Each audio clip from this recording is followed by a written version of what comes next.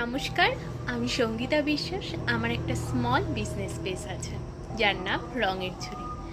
তো রিসেন্টলি আমি একটা ঘোষণা করতে চলেছি। এটা অফিসিয়ালি একটা ঘোষণা। আমার পেজে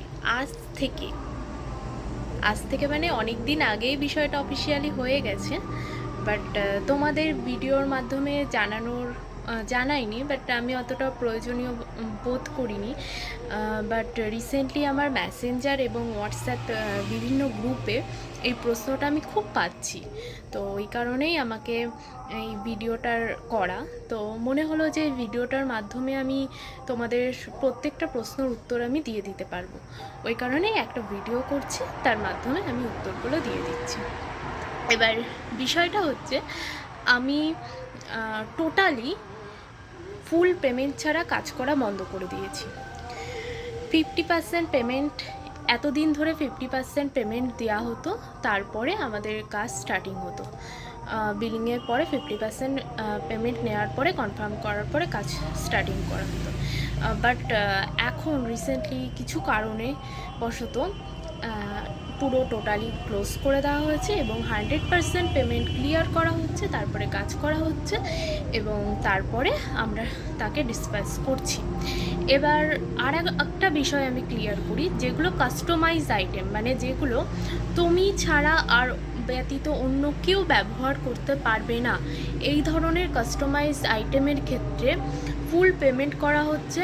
এবং কোনো বিশেষ কারণবশত যদি সেই কাস্টমাইজ আইটেমটা করা হয়ে যায় এবং তারপরে কাস্টমার বলে যে এইটা নেব না, সেক্ষেত্রে কোনো টাকা রিটার্ন দেওয়া হবে না। এটা হচ্ছে পরিষ্কার করে তোমাদের কাছে আমি বলে দিলাম বিষয়টা। এবার বিষয়টা হচ্ছে, এই ধরনের হঠাৎ করে এই স্টেপ, আমাদের মধ্যে কিছু মানুষ আছে যারা মুখে মিষ্টতা নিয়ে আমার কাছে আসো অর্ডার দিতে, এবং অর্ডারটা প্লেস করার সময় প্রচণ্ড মিষ্টি মিষ্টি কথা, মানে তার মতো ভালো মানুষ আর একটা ছাড়া দুটো নেই। এত মিষ্টতা নিয়ে তোমরা আসো অর্ডারগুলো করতে। তো তারপরে অর্ডার কনফার্মও করো এবং আমি হয়তো কিছু পেমেন্ট নিয়ে তাদের কাজগুলো বুকিংও করি, আমি কাজ করি, কিন্তু কাজের শেষে তারা আর আমাকে পেমেন্ট করে না এবং আদারওয়াইজ প্রোডাক্টটাও অনেকে নেয় না। আবার অনেকে আছে প্রোডাক্ট নিয়ে চলে যায় এবং বলে হ্যাঁ দেবো বা কিছু এরকম কিছু করে, তো তোমরা আর সেই অ্যাট লাস্ট টাকাটাও আর পেমেন্ট করা হয় না তো তোমাদের। তো এই বিষয়গুলো নিয়ে আমি অনেক দিন ধরে ঘাটছি। তো এই কারণেই বলতে পারো আমার এটা করা। কেউ তো আছে মানে জিনিস নেওয়ার পরে 1 টাকাও পেমেন্ট করেনি, মানে মুখে এতটাই মিষ্টতা নিয়ে তার শারীরিক কন্ডিশন, অর্থনৈতিক কন্ডিশন নিয়ে এতটা মিষ্টতা নিয়ে বলেছে যে হচ্ছে আমার অর্ডারগুলো নেওয়ার পরে টাকা পেমেন্ট হয়নি। তো তাকে আর কিছু প্রোডাক্ট আছে, কি বলুন তো, এমন করে কাস্টমাইজ করে তৈরি করা যেগুলো না মানে অন্য কেউ নিতে পারবে না। কিছু ফটো ফ্রেম, এগুলো যদি কেউ অর্ডার দেয় না, মানে আপনার ছবি দেওয়া রয়েছে, এই ফটো ফ্রেমটা অন্য কারোর কাছে আমি সেল করতে পারবো না। তো কিছু মানুষের কথা নেওয়ার পরে তারা যখন নেয় না, অন্য কাউকে সেল করে দিন। আচ্ছা বলুন তো, অন্য কাকে সেল করব?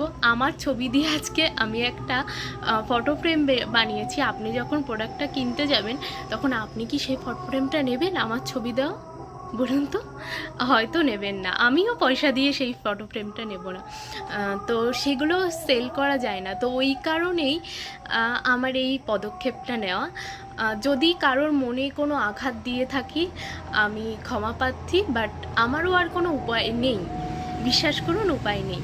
অনেকে 3000 কিছু জুয়েলারি নিয়ে নেয় না, কিছু পাঞ্জাবি নিয়ে তারা প্রোডাক্টের পয়সা দেয় না, 6 মাস 1 বছর ধরে ঘোরায়, টাকা চাওয়ার পরেও তাদের পাওয়া যায় না। তাদের বাড়িতে বলতে গেলে বাড়ির লোকজনও উল্টোপাল্টা কথাবার্তা বলে। তো যার জন্য এই পদক্ষেপে যারা পছন্দ করে এবং আমাকে যারা ভালোবাসে তারা এই বিষয় সম্পর্কে অবশ্যই জ্ঞাত। আর হচ্ছে শুধুমাত্র খারাপ অভিজ্ঞতাই বলবো না, প্রচুর ভালো অভিজ্ঞতা আছে। এই কাজে আসার পরে আমি প্রচুর ভালো মানুষেরও সম্মুখীন হয়েছি, এবং প্রচুর ভালো মানুষ তারা নিজের হৃদয় থেকে আমাকে ভালোবাসাও দিয়েছেন। তো আজকে এই পর্যন্তই, ধন্যবাদ।